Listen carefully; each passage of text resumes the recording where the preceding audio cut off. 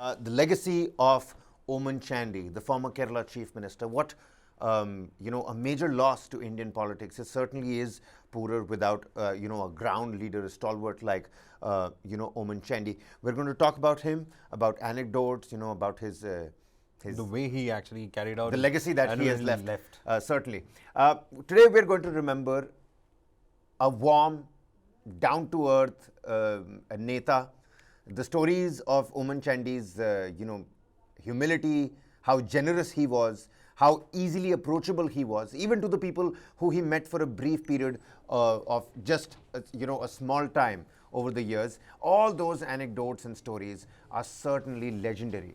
The Kerala government on Wednesday declared a 2-day state mourning following the death of former Kerala Chief Minister and Congress stalwart Oommen Chandy.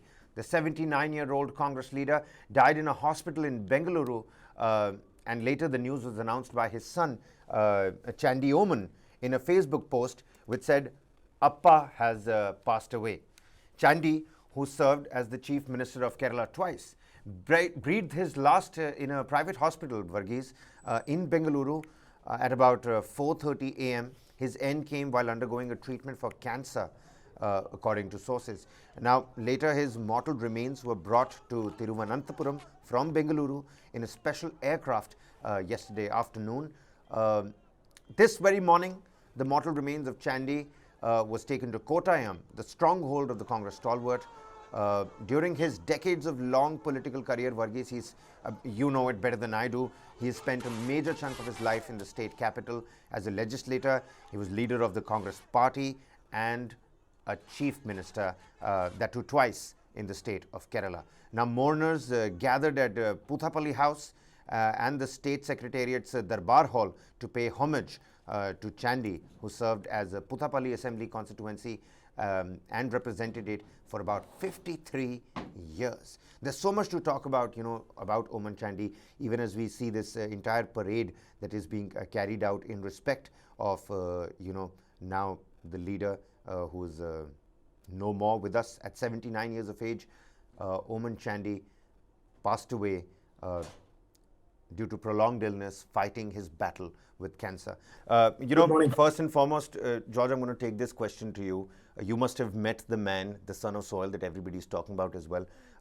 What's the first thing that strikes your mind? I mean, of course, we'll talk about his humility, his approach, how he was so easily approachable and what all he's done for Kerala politics. But right at the forefront, what's the first thing that comes to your mind? Is it an anecdote? Is it something that he said, a particular way that he probably touched your heart?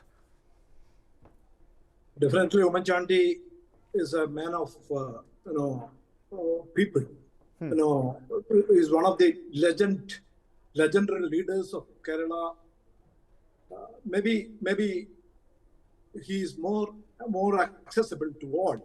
Whoever comes to him at any time, whether he was traveling, whether he's in Delhi, whether he's in Thiruvananthapuram or he's in Kottayam, his Puthupalli house, or anywhere. Anybody can go and meet him, irrespective of his position in the society or the religion. He helps anybody. He is ready to help.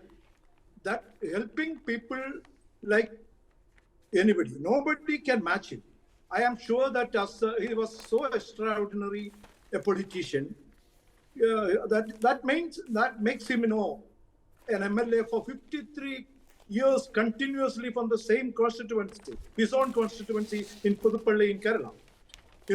He won all those elections. I think only K.M. Mani can come near. He completed 50 years and all from Pala. Then K. Karunanidhi from Tamil Nadu may have a little more of MLA-ship. That just shows him. As regarding his lifestyle, he was so simple and humble, not just in deeds or in words. We can see it from all of his. I have a long close association with Sri Oommen Chandy. Because what was your last visit like, Mr. Kalivailil? What was your last visit with the former chief minister like? Yeah, last visit was in Delhi when he came for the AICC working committee meeting. After the COVID, he came even even between his cancer and treatments. Right. He came for a day and stayed in the Kerala house for a day along with his son. No, that day he was saying, he was very hopeful. He said, "Nothing to worry. I will move on. I will move on. I think I will overcome this also." That was Right. his confidence because he Speaks was volumes. living along with the people. Speaks volumes about the kind of persona that Oommen Chandy was. A genuine democratic leader who never essentially tired of speaking to the people. Varghese with me here in the studio. Varghese, what do you think? I mean, I was way too young when Oommen Chandy propped up onto the scene. I was very young when he was at his prime in his political career. But I do know a little bit of the man. Now, Oommen Chandy and A.K. Antony, I mean, this duo and what it means for Kerala Congress. Would you like to throw some light on that? How important was Oommen Chandy for the Congress in the state of Kerala? Well, we always talk about in-party democracy within Congress, and A.K. Antony and Oommen Chandy are credited for breaking a feudal structure within the Congress that was in fact headed once upon a time by another strongman and a person who's left a Congress legacy, that is Mr. Karnakaran, who later went out of the party also. I think George Kaliwal will know much better about it. When I speak about it, they were the young Turks from within the ranks who were able to break that stranglehold and let in more newer leaders come in. And what people used to in those days complain about how certain people were getting posts. They were able to break through that lobby group. And Oommen Chandy stood behind A.K. Antony when A.K. Antony took the leadership mantle of that group and went ahead and ensured that the so-called coterie that was there within the Karnakaran government was in fact broken, and even to the point where Karnakaran had to put his resignation. So he had brought in a new kind of leadership, or he rather stood with A.K. Antony to bring in more leadership changes within the Congress as well. But when it comes to Oommen Chandy, the biggest factor is he was a crowd puller. He was a person who feared being alone.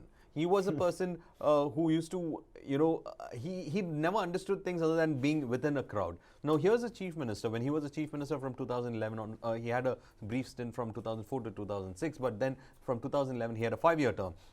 So he had these mass contact programs with the people, and in those mass contact programs, it is being said that the police personnel, the bureaucracy of that local area, all of them used to stay beyond, midnight and even probably till early morning the next day. They would have started somewhere in the morning of the previous day, but they used to stay till then because this man had such energy with him that he used to be with the people and used to take every single piece of application with him. He would, in fact, give them the assurance that if it can be solved at that point, he would solve it at that point, or later he would give that assurance. And it's not like politicians taking that piece of paper and giving it to their PA and then forgetting about it. Here was a man who followed up with all these papers. In fact, the last meeting that he had officially was with Muralidharan, who had come to visit him. And the thing he was speaking, he told Muralidharan immediately about Nimisha Priya, who was on the facing the death throes in Yemen over the killing of a person over there.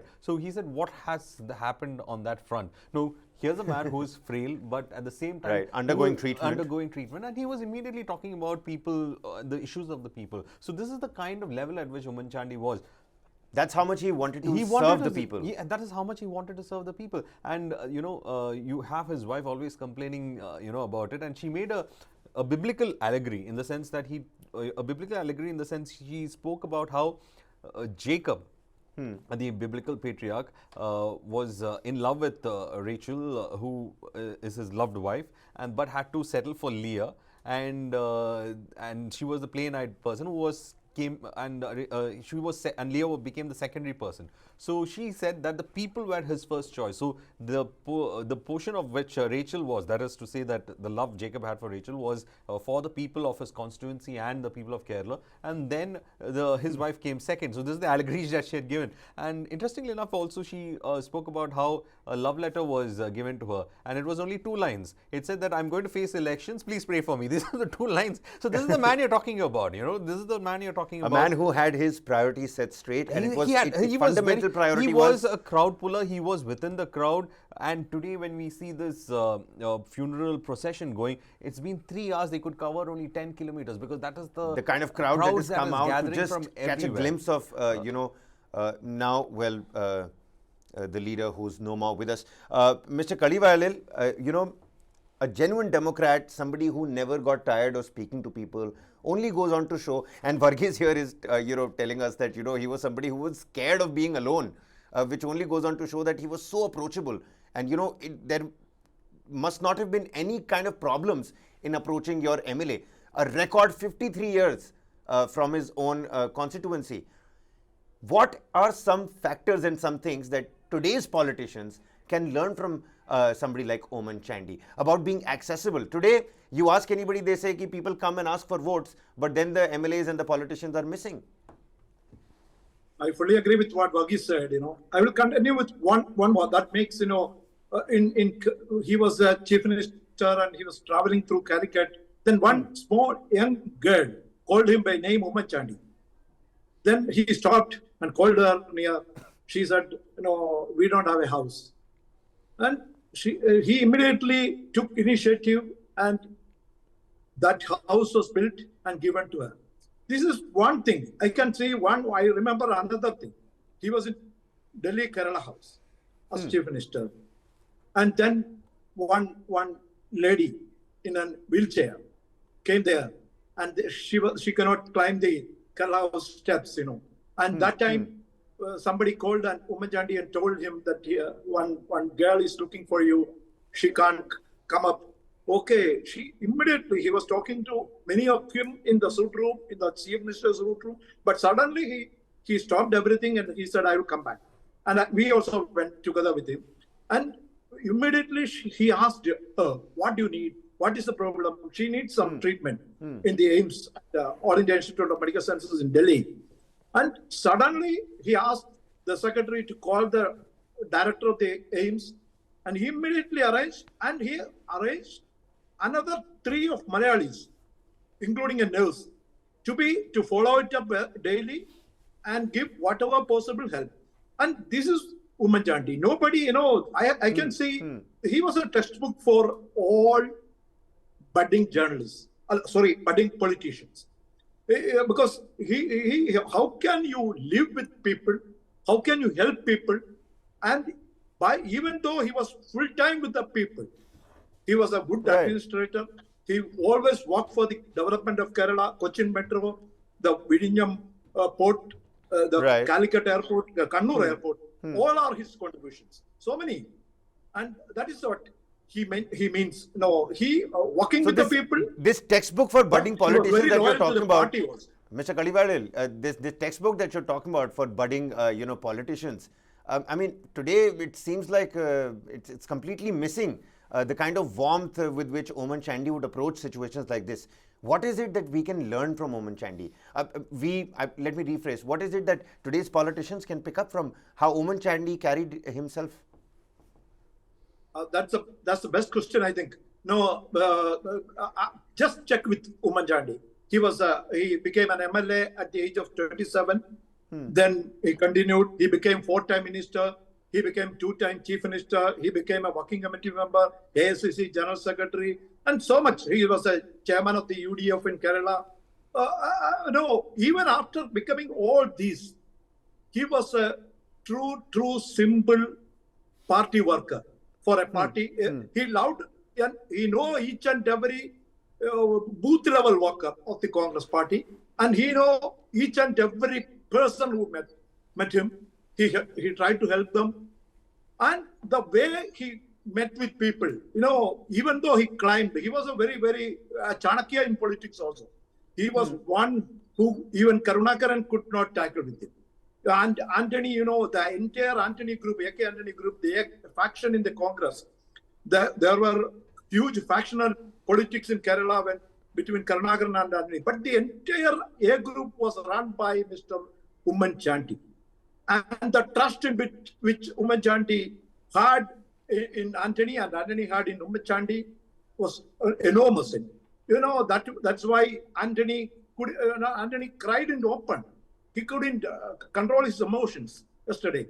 And Right. I know the He was absolutely distraught. We were looking at that reaction from AK Antony. He was absolutely distraught.